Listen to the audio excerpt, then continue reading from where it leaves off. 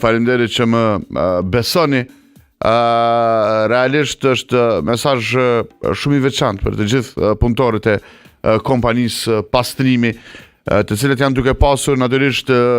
dilemën nëse do të mund të vazhdojnë punën e tyre apo jo, me që ka një përplasje të përçudnume politike mes komunës gjithësisht, kryetarit Përparim Rama dhe menaxhmentit të kompanisë pastrimi, që është kompani rajonale, nuk është vetëm e Prishtinës. Si rezultat i kësaj këtij përçudnimi politik,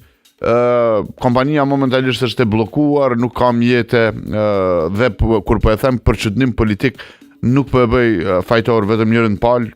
natyrisht kryetarit i bie përgjegjësia më e madhe, por ka aty shumë gjëra që kanë ndodhur në ndërkohë të cilat janë krejtësisht përplasje politike pa asnjëherë pa pasur parasysh interesin e punëtorëve dhe të kompanisë. Ajo çka dua të bëj, të them është të bashkëndjeje, të solidarizohem në këto momente me punëtorët e shumt, cilët vazhdimisht më shkruajnë në rrjetet sociale, gjithandej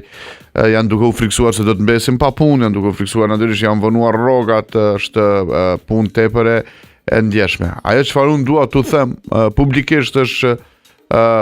kjo javë dhe java e kaluar e ka dëshmuar që në fakt jeni herojt e këtij qyteti dhe të secilit qytet u desht për një natë të angazhohen të gjithë asamblestët, 4-5 kompani private, kryetari vetë edhe një armatë njerëze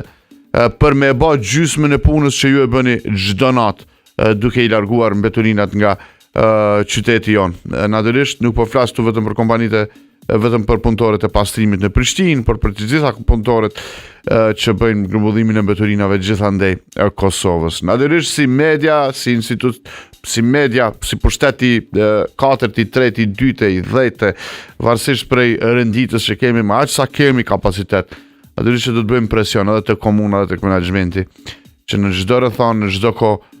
juve të mos ju rrezikohet armja, ata le të vazhdojnë le të bëjmë betejë politike diku tjetër. Mos jeni pak pamje nga kryeqyteti,